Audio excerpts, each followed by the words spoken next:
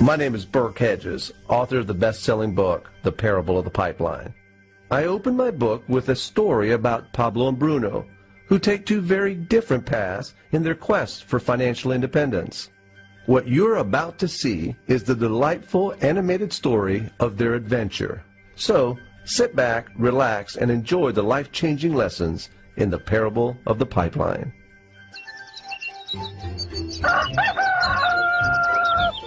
Far away, in a small village, near a beautiful valley, lived two friends, Pablo and Bruno.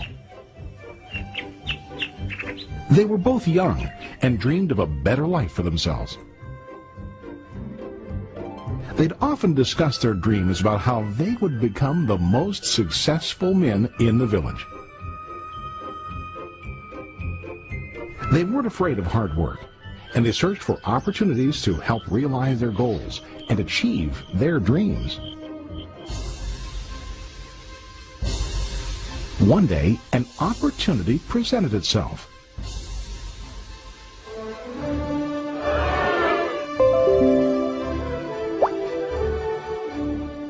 The mayor of the village decided to hire two people to bring water from a spring up on the mountain, across the valley, back down to the village. They were to be paid based on the amount of water delivered to the village. Bruno and Pablo enthusiastically got to work. Every day, from morning till evening, they carried buckets to and from the spring. They worked hard, carrying water to the village. In the evening, they'd return home with their day's wages.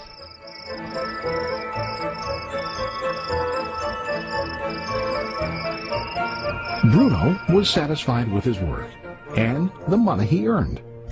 He was sure that with this work he could achieve his dreams. Bruno thought that to increase his wages he could use bigger buckets to bring more water each trip. He believed with a larger income he would soon be able to buy a cow and the house that he dreamed about.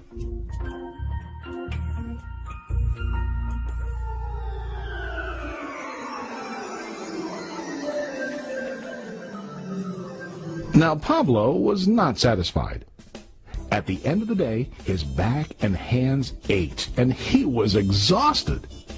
He was looking for an easier way to earn more. One day an idea occurred to Pablo. He imagined building a pipeline to deliver the water from the mountain spring to the village. With this pipeline, he could get more water to the village without carrying buckets back and forth from the spring to the village. Soon, he got very excited about his idea and began to plan. Pablo, of course, shared his idea with his friend Bruno and asked him to join with him to work on and help build the pipeline. Bruno thought the idea was crazy. All Bruno could think about was what his money could buy today and how to get it quicker. He felt that building a pipeline would slow him down and delay him in achieving his goals. Instead, Bruno got bigger buckets and went more often back and forth fetching water.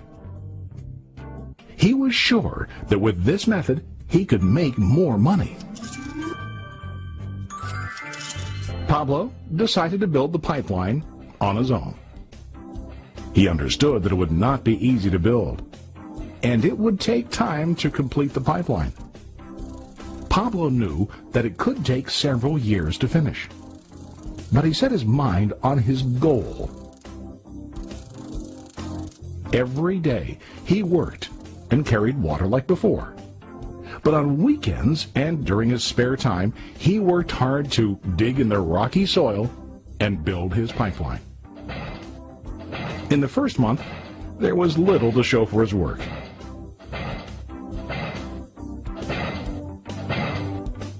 Bruno and the villagers laughed and teased him. They called him Pablo the Pipeline Man. During this time, Bruno's income doubled. He already bought a cow and a bigger house. His lifestyle changed. He now spent time after work in the bar, enjoying his hard-earned wages from delivering water.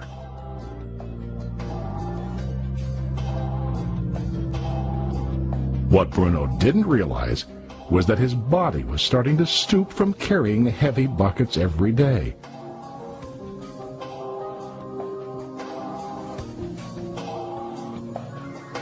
His face looked worn and his body tired. Soon, he began to carry less and less water due to the wear and tear on his body.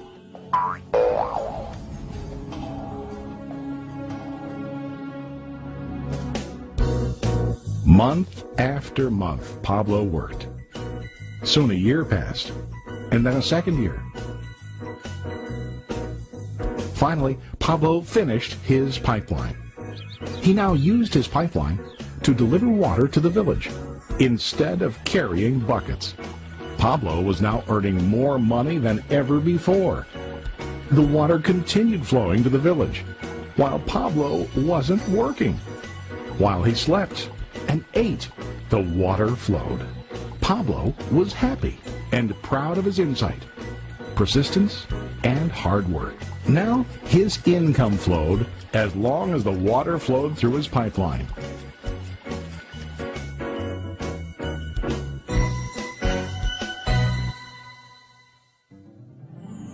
The story of Bruno and Pablo is a reflection of life. Their jobs symbolize what most people do to earn money.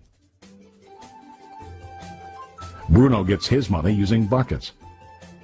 He goes back and forth, carrying his buckets from the spring to the village in exchange for money. To increase his income, he either has to go more frequently to the spring or to use larger buckets. It's common in real life to increase our income by working harder. For example, working overtime or getting a second job.